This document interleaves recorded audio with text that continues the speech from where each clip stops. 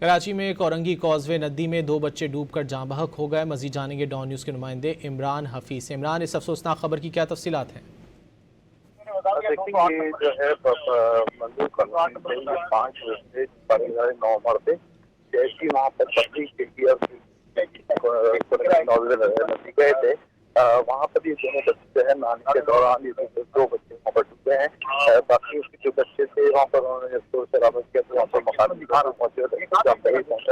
उन्होंने सब कोशिश के बाद जो है 2 बच्चों की निकाल दी। जिनकी शनाख्त से इमरान हफीज, बहुत शुक्रिया आपका। कराची में कोरंगी कॉजवे नदी में 2 बच्चे डूबकर जाँ बहक हो गए। मजीद जानेंगे डॉन न्यूज़ के नुमाइंदे इमरान हफीज। इमरान, इस अफसोसनाक खबर की क्या तफसीलात हैं? देखिए, ये जो है मंदिर कॉलोनी से ये 5 बजे पड़े गए 9 मरते जैसी वहाँ पर बकरी खेती और नदी गए थे।